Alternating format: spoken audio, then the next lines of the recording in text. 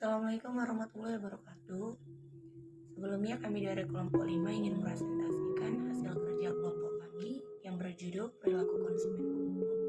Yang mana kami di sini terdiri dari 5 orang. Saya sendiri Dewi Yuliani sebagai moderator.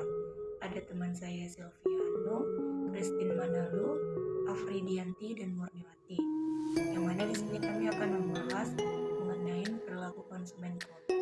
Perilaku konsumen kelompok adalah proses dan aktivitas ketika seseorang berhubungan dengan pencarian, pemilihan, pembelian, penggunaan, serta pengevaluasian produk dan jasa demi memenuhi kebutuhan dan keinginan. Perilaku konsumen kelompok merupakan hal yang mendasari konsumen untuk membuat keputusan pembelian. Untuk barang berharga jual rendah atau low employment, proses pengembalian keputusan dilakukan. Sedangkan barang harga jual tinggi atau high procurement, proses pengembalian keputusan dengan mempertimbangkan yang matang. Baik, selanjutnya akan Baiklah, saya akan melanjut presentasinya. Di sini saya akan membahas tentang perilaku konsumen bisnis jasa. Tujuan pemasaran jasa adalah bagaimana memenuhi dan memuaskan kebutuhan serta keinginan pelanggan sasaran. Bidang ilmu perilaku konsumen mempelajari tentang cara individu, kelompok, organisasi dalam memilih, membeli, memakai, serta memanfaatkan barang dan jasa yang bertujuan untuk memuaskan kebutuhan dan hasrat mereka. Memahami perilaku konsumen bukan masalah sederhana ya teman-teman. Para pelanggan mungkin menyatakan butuh, namun mereka bertindak sebaliknya. Para pelanggan tersebut mungkin tidak memahami motivasi yang mereka alami. Mereka mungkin menanggapi pengaruh yang merubah pikiran mereka pada menit-menit terakhir. Sebagai pemasar, kita harus pintar-pintar dong dalam memahami perilaku pelanggan dalam kondisi apapun. Nah, di sini kita akan mengenal tipe-tipe perilaku konsumen. Di sini ada 5 tipe ya teman-teman. Yang pertama itu konsumen yang loyal atau loyal customers. Nah, konsumen yang melakukan proses transaksional terhadap produk atau jasa Anda secara repetitif merupakan konsumen yang perlu Anda jaga dan pertahankan. Kenapa? Konsumen yang loyal ini biasanya merasakan attack dengan produk atau jasa yang Anda tawarkan, sehingga mereka akan sulit untuk melihat perusahaan lain. Nah, loyalitas ini dapat terbentuk dikarenakan produk atau jasa yang Anda tawarkan itu sesuai dengan kebutuhan mereka. Pelayanan yang baik dari perusahaan Anda dan banyak alasan lainnya yang menjadikan mereka sebagai konsumen yang loyal. Lalu yang kedua itu ada konsumen yang impulsif atau impulsivers. Nah, konsumen yang impulsif ini merupakan konsumen yang suka melakukan pencarian produk atau jasa tanpa tujuan yang jelas dan pada akhirnya melakukan proses transaksional. Meskipun konsumen tipe ini tidak menentu, namun Anda bisa menjadikan konsumen yang impulsif ini sebagai potensi calon konsumen yang loyal. Lanjut, yang ketiga itu konsumen yang suka tawar-menawar. Nah, seperti namanya ya teman-teman, konsumen tipe ini hanya melakukan proses transaksional berdasarkan penawaran terendah yang diberikan oleh perusahaan Anda. Nah, tipe konsumen seperti ini sangat kecil kemungkinannya untuk dijadikan calon konsumen yang loyal. Tapi, Anda bisa menarik konsumen tipe ini dengan mengadakan promosi yang menguntungkan bagi mereka. Yang keempat itu ada konsumen yang hanya melihat-lihat atau wandering consumers. Nah, konsumen tipe ini hampir mirip ya dengan konsumen yang impulsif. Tapi kemungkinan terjadinya proses transaksional sangatlah rendah. Karena konsumen tipe ini hanya suka untuk melihat-lihat produk atau jasa yang Anda tawarkan. Anda bisa menarik perhatian konsumen tipe ini dengan melakukan interaksi untuk memperkenalkan produk atau jasa Anda. Mereka akan mendengarkan dengan penuh seksama terhadap penjelasan dan penawaran Anda. Bukan tidak mungkin setelah terjadinya interaksi wandering consumer, mereka akan memutuskan untuk membeli atau produk jasa Anda. Yang kelima itu ada konsumen berdasarkan kebutuhan. Nah, seperti namanya ya, konsumen tipe ini umumnya hanya membeli berdasarkan apa yang mereka butuhkan. Namun, Anda bisa membangun minat beli mereka dengan melakukan interaksi. Jika produk atau jasa Anda sesuai dengan apa yang mereka butuhkan, maka tentu saja dong proses transaksional dapat terjadi. Bahkan Anda juga bisa menjadikan konsumen basic consumer sebagai calon konsumen loyal Anda. Baik, akan dilanjutkan oleh rekan saya. Nah, baik, akan saya lanjut materinya. Nah, faktor yang sangat mempengaruhi dalam konsumen yaitu keluarga kita sendiri. Nah, keluarga yang dilihat seperti suami, istri, pacar, bahkan rekan sahabat kita lainnya. Nah, yang dapat mempengaruhi konsumen juga yaitu seperti dari faktor usia, faktor pola hidup, faktor pekerjaan, serta faktor kepribadian kita. Nah, kita juga harus tahu untuk kepribadian konsumen. Nah, gimana supaya tertarik tetap membeli sebuah produk yang kita tawarkan. Nah, gimana supaya kita membulatkan tekad si pembeli ataupun si konsumen tadi agar tidak beralih ke produk yang lain.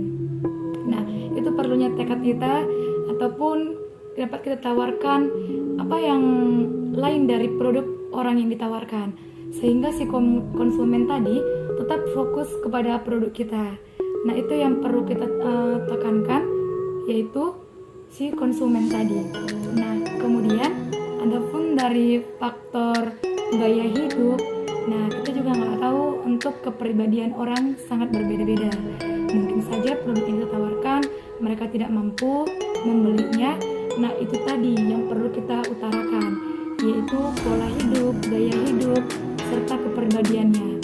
Nah, produk yang kita tawarkan, gimana supaya orang tertarik tadi? Kita melakukan, nah, gimana supaya si konsumen tadi tertarik? Nah, kita perlu melakukan adanya promosi ataupun pajangan harga yang murah, supaya si konsumen tadi tetap beralih di produk yang kita tawarkan tadi. Nah, contohnya bisa kita kutip, yaitu contoh si X ingin membeli sebuah produk yang seharga 50 juta. Nah, sedangkan si X juga berpikir bahwasanya produk yang ingin dia capai, apa yang ingin dia inginkan, nah itu beralih lagi ke faktor keluarga yang tadi. Nah, dia juga harus berpikir panjang. Nah, gimana mencapai satu produk tapi mengeluarkan uang yang banyak. Nah, dia juga perlu berpikir panjang. Itulah yang termasuk tipe-tipe sebuah konsumen dalam pembelian produk. Nah, baik, akan saya lanjutkan kembali ke rekan saya lainnya. Dari perilaku konsumen. 1. Analisis camping. Sudahkah campingmu efektif? Jangan-jangan kegiatan ini berpengaruh pada kegiatan konsumen untuk membeli produkmu.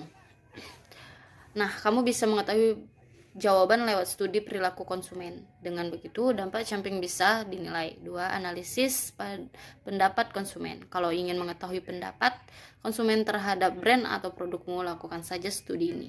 Kamu juga bisa menganalisis pengaruh pendapatan itu terhadap perilaku konsumen. Dengan begitu, proses pengembangan produkmu bisa maksimal sebab kamu memahami feedback konsumen terhadap barang atau jasamu. 3. Segmentasi atau pengelompokan pasar. Saat melakukan pembelian, setiap orang punya motivasi yang berbeda. Terkait dengan itu, studi ini dapat membuatmu menyusun kelompok konsumen sesuai dengan kategori atau demografi tertentu. Setiap harinya kita banyak membeli suatu produk tanpa terlalu banyak memikirkan.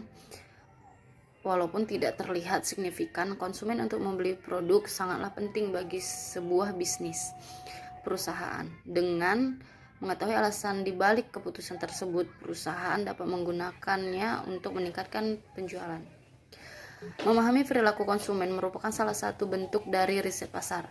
Bagaimana pemasaran akan memutar otak untuk mempelajari apa yang diinginkan konsumen dari produk mereka. Hal ini juga dapat menentukan keberhasilan promosi dan penjualan suatu produk. Di masa pandemik seperti ini, perilaku konsumen banyak berubah seperti pada saat belanja, berolahraga, bahkan bersosialisasi, sehingga perusahaan dituntut harus beradaptasi dengan cepat untuk bisa memenuhi kebutuhan konsumen. Contoh perilaku konsumen. 1. Perilaku pembeli untuk mengurangi ketidaksesuaian atau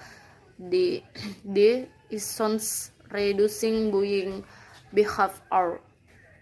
Konsumen sangat terlihat dalam proses pembelian suatu produk, tetapi kesulitan menentukan perbedaan antara merek. Disonansi dapat terjadi ketika konsumen khawatir akan menyesali pilihannya. 2. Perilaku pembelian yang kompleks atau complex buying behavior. Perilaku ini terjadi saat konsumen membeli produk yang mahal dan jarang dibeli. Konsumen sangat terlihat dalam proses pembelian dan telah melakukan riset sebelumnya.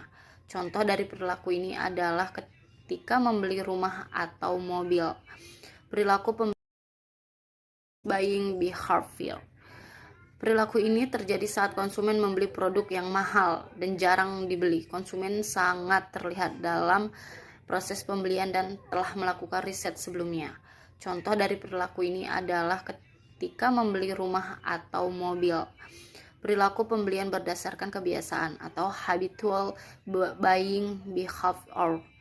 Konsumen tipe ini memiliki keterlibatan dalam kategori produk atau merek. Misalnya ketika konsumen berbelanja bahan pokok yang digunakan sehari-hari. Perilaku ini menunjukkan pola, kebiasaan, dan keputusan untuk membeli barang tak berdasarkan loyalty atau promosi dari produk tersebut. Perilaku pembelian yang mencari variasi produk atau variety seeking behavior. Pada perilaku tipe ini, konsumen melakukan pembelian produk yang berbeda, bukan karena tidak puas terhadap produk sebelumnya, tetapi karena ingin mencoba variasi lainnya. Misalnya, konsumen yang mau mencoba parfum dengan wangi yang berbeda. Baiklah, akan dilanjutkan oleh teman saya. Terima kasih Apri. Di sini akan saya sampaikan yaitu tipe-tipe perilaku konsumen. Adapun perilaku konsumen itu ialah 1. Perilaku membeli yang kompleks atau complex buying behavior. Misalnya, si X ingin membeli laptop seharga 40 juta. Tentu X berpikir panjang sebelum memutuskan pembelian, sebab produk tersebut jarang sekali dibeli. Belum lagi harganya relatif mahal. Inilah yang dimaksud dengan complex buying behavior. Sebelum membeli produk, konsumen cenderung berpikir panjang. 2. Perilaku membeli yang mengurangi perbedaan atau reducing buying behavior. Saat punya perilaku ini, mengutip Brinatika, konsumen akan sangat terlibat dalam proses pembelian. Akan tetapi mereka kesulitan menentukan perbedaan antar merek. Nah, kesulitan ini disebut dengan disonansi atau mengurangi perbedaan supaya lebih jelas. Glens akan memberikan contoh, misalnya kamu ingin membeli penggorengan. Menurutmu tak ada perbedaan antara merek penggorengan A, B, C, dan D. Padahal keempatnya punya sedikit titik beda. Ini adalah yang disebut dengan disonansi. 3. Perilaku membeli yang lebih terbiasa atau habitual buying behavior. Misalnya, si Y ingin membeli sampo yang telah terbiasa membeli sampo merek E dan tidak ingin membeli merek lainnya. Dapat disimpulkan, dalam kasus ini, ia memiliki habitual buying behavior. Ia tak banyak terlibat saat mencari produk, memilih mereka cenderung didasarkan kebiasaan. Baiklah, sekian presentasi kami. Saya sebagai moderator mengucapkan terima kasih kepada Bapak dosen pembimbing, terima kasih kepada teman-teman sekalian. Demikian hasil presentasi kami, semoga dapat bermanfaat. Lebih dan kurangnya kami memohon maaf. Wabillahi taufiq wal hidayah. Wassalamualaikum warahmatullahi wabarakatuh.